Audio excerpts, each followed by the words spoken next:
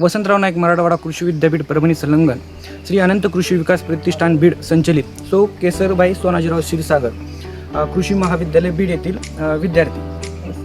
Programme अंतर्गत शिवणी येथे प्रगतील शेतकरी परमेश्वर थोरात यांची मुलाखत घेण्याकरिता आलो आहोत.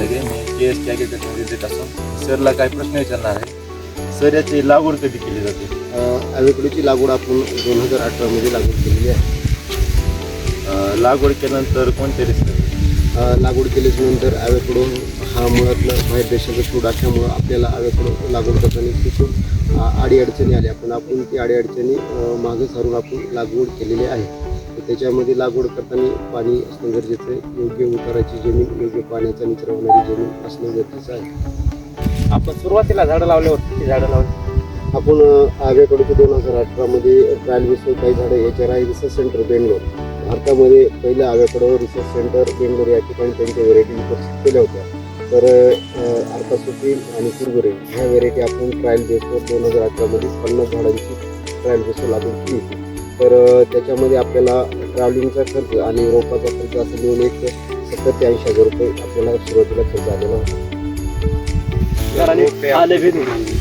आपण आपल्याकडं ॲव्होकॅडोचं फ्रूट आणि शेती 2018 कुठंच माहिती नसल्यामुळे, त्यावेळेस आपल्याकडे ॲव्होकॅडो हे नवीन असल्यामुळे कुठलं रिसर्च सेंटर किंवा युनिव्हर्सिटी विद्यापीठ किंवा कृषी विभागाच्या काही नर्सरी यांच्याकडे त्यावेळेस कुठंच रोपं उपलब्ध नसल्यामुळे आपण बेंगलोरमधून HRI रिसर्च सेंटर येसरगट्टा या ठिकाणी जाऊन ॲव्होकॅडोची रोपं आपण या ठिकाणी आणलेली होती. आपल्याकडे व्हरायटी कोणत्या उपलब्ध आहेत? आपल्याकडं ॲव्होकॅडोच्या महाराष्ट्रामध्ये येणाऱ्या व्हेरायटी अर्का सुप्रीम एक व्हेरायटी आहे, त्याच्यानंतर कुरगुरे एक व्हेरायटी आहे, ह्या आपल्या HRI बेंगलोरच्या व्हेरायटी आहे. त्याच्यानंतर मेक्सिकन हॅश एक व्हेरायटी आहे आणि त्याच्यानंतर इस्रायलमध्ये एक पिंकल्टन ही व्हेरायटी. अशा आपल्या महाराष्ट्रामध्ये शेतकऱ्यांना चांगलं उत्पादन देणाऱ्या आपण या ठिकाणी त्यांचं ट्रायल केल्याच्यानंतर उत्पादन देणारे आणि ड्राय एरिया आणि दुष्काळपट्टा मराठवाड्यामध्ये आणि महाराष्ट्रामध्ये चांगल्या उत्पादन देणारे आपल्याकडे 4 व्हेरायटी उपलब्ध आहेत. ॲव्होकॅडो फळाचे फायदे कोणते आहेत? ॲव्होकॅडो फ्रूट हे अँटीबायोटिक फ्रूट म्हणून ओळखलं जात आहे. आज ॲव्होकॅडो म्हटलं की सगळ्या फ्रूटमध्ये महाग आहे आणि त्याचे फायदे असे आहेत की BP, शुगर, कॅन्सर अशासारख्या आजारावर ॲव्होकॅडो एक फायदेशीर आहे. हे अंतर काय आहे? ॲव्होकॅडोचे झाड लावताना आपण व्यवस्थापन करणे गरजेचं आहे. त्याच्यामध्ये आपल्याला आंतरपिकं घ्यायचं असेल तर आपण 12x14 किंवा 14x16 लागवड करू शकतो.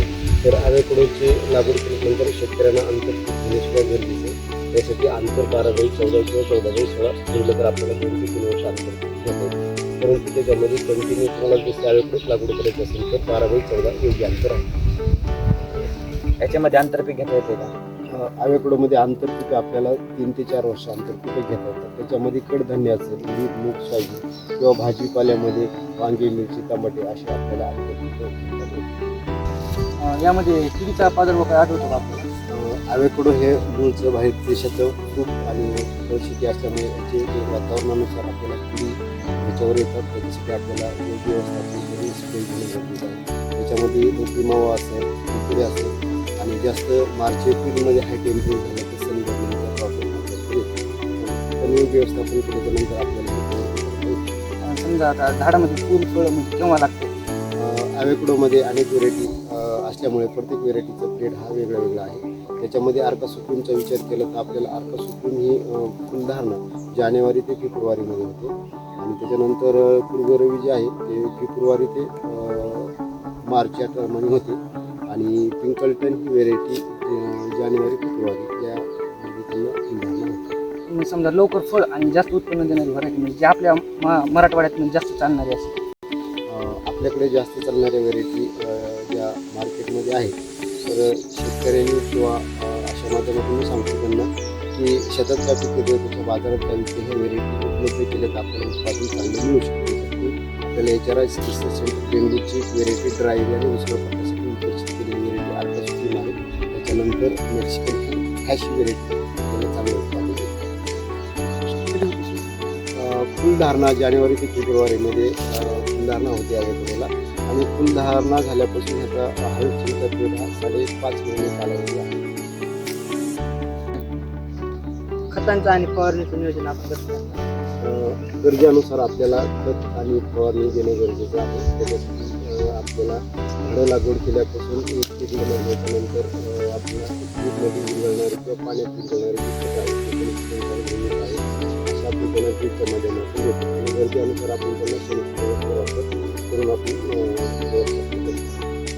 आपल्या ह्या पिकासाठी जमीन कशी असावी हलकी असावी का जरा जमिनीचा विचार केला तर ॲव्होकॅडो हा काही देशामध्ये जंगलामध्ये येणारा एक फूड आहे तर ते आपल्याला आपल्या महाराष्ट्रामधून भारताचा विचार केला तर योग्य पाण्याचा निचरा होणारी आणि पावसाचं पाणी साचून न राहणारी आणि घराची जमीन असणं गरजेचं आहे. सर तुम्ही ही ॲव्होकॅडोची कल्पना कुठं सुचली?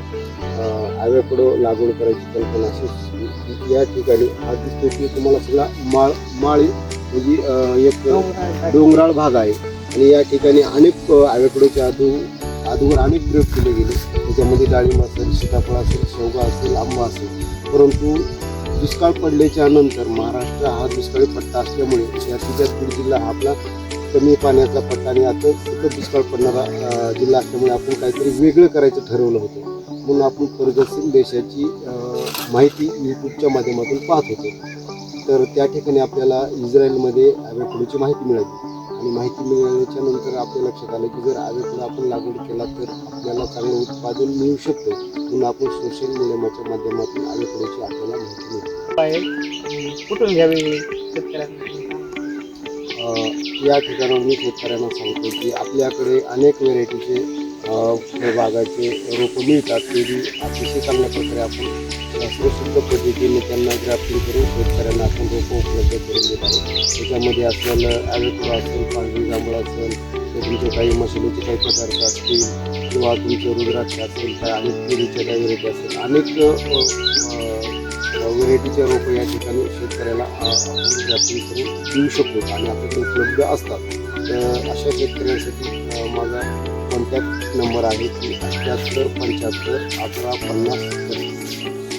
हा यांचा नंबर आम्ही स्क्रीनवर देऊ शकतो तुम्ही तिथून मागणी करू शकता रोपांची. तर शेतकऱ्यांना रोपे कुठून मिळतील याची? शेतकऱ्यांना आपण या ठिकाणाहून आज आपल्याला 2018मध्ये लागवड केलेली आहे आणि आपण ह्याच्यावर 5 ते 7 वर्ष रिसर्च केलेला आहे आणि योग्य वातावरणामध्ये पश्चिम महाराष्ट्र असेल विदर्भ असेल मराठवाडा असेल अशा ठिकाणी किती व्हेरायटी चांगल्या प्रकारे येते हे आपण 5-7 वर्ष रिसर्च केलेलं आहे आणि त्या टप्प्यानुसार आपण शेतकऱ्यांना आपल्याकडनं बुकिंग केली तर आपण त्यांना योग्य दर्जेदार आणि क्वालिटीचे रोप आपण त्यांना उपलब्ध करून देत आहोत. तुम्ही पाहू शकता की तुमच्या व्हिडिओच्या माध्यमातून तुम्ही दाखवू शकता की शेतकऱ्यांना ही रोपं या ठिकाणी भरपूर प्रकारात आपल्याकडे उपलब्ध आहेत. तर शेतकरी आपल्याकडं बुकिंग करून रोपं उपलब्ध त्यांना मिळून देऊ आणि आपण त्यांच्याकडून गॅरंटेड आणि रिजनेबल रोपंसुद्धा शेतकऱ्यांना देण्याचं काम करतो. आपल्या या ठिकाणी पदवीधर कृषी फार्म या ठिकाणी आपण ॲव्होकॅडोचे रोपं आपल्याकडे उपलब्ध आहेत. शेतकऱ्यांनी बुकिंग करून त्यांनी घेऊन जाऊ शकतात. आणि सर तुमच्या अनुभवातून इतर शेतकऱ्यांना काय सांगणार? शेतकऱ्यांना असं सांगतोय की आज वातावरण बदललंय, निसर्ग बदललाय, महागाई सुद्धा आज वाढत आहे. तर प्रत्येक शेतकऱ्याचं म्हणणं आज आहे की आपल्याला शेती परवडत नाही.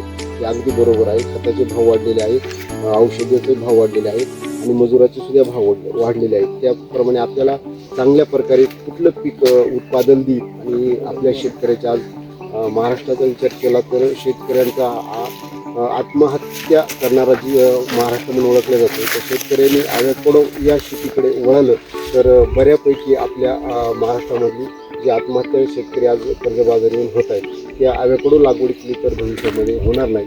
त्याचं एक ताजं उदाहरण असं सांगतो की अमेरिका, जपान आणि इस्रायल अशा ठिकाणी प्रगतशील जे देश आहेत त्या ठिकाणी ॲव्होकॅडोची शेती करतात केल्यामुळे त्यांना उत्पादन चांगलं मिळतं. ॲव्होकॅडो लागवड केली तर त्यांचं उत्पादन हा शेतकरी करू शकतो. आज शेतात पिकवलेलं प्रत्येक शेतकऱ्यांना एकाचाही कुठल्या उत्पादनाचा भाव ठरवता येत नाही पण ॲव्होकॅडोचं खूप उपलब्ध झाल्याच्या नंतर आपण आपल्या फळांचा रेट ठरवू शकतो. त्याच्यासाठी शेतकऱ्यांनी ॲव्होकॅडो जास्तीत जास्त लागवड करावी काळाची गरज आहे असं मी माझ्या माध्यमातून शेतकऱ्यांनी आवाहन. आणि सर याच्या बाजारपेठ कुठं कुठं आहे? बाजारपेठ या ठिकाणी जिल्ह्याच्या ठिकाणी मॉल आहे आणि मेट्रो सिटी आहे. नंतर मार्केटमध्ये तुम्हाला जे शेतात जेवढं काही तुमचं उपलब्ध उत्पादन असेल ॲव्होकॅडो असेल इतर फळबाग असेल जसं तुम्ही मार्केटला घेऊन जाताय तसंच ॲव्होकॅडोला सुद्धा मार्केटला घेऊन जाऊ शकता. आणि जर जास्त प्रमाणात जर तुम्ही लागवड केली तर आज ॲमेझॉनला जर तुम्ही ॲव्होकॅडोचे रेट विचारले तर खूप जास्त आहे. तुम्ही ऑनलाईनच्या माध्यमातून सुद्धा ॲव्होकॅडो विकू शकता.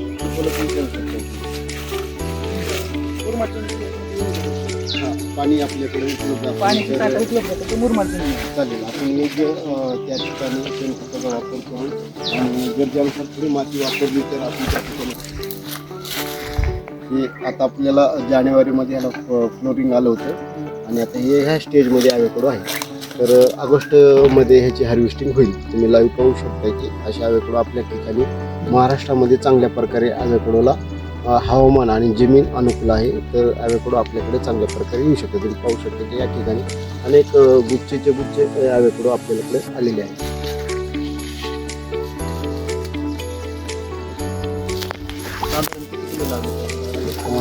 एक झाडाला आपलं 3 वर्षाच्या नंतर 10 ते 12 किलोची सुरुवात होते.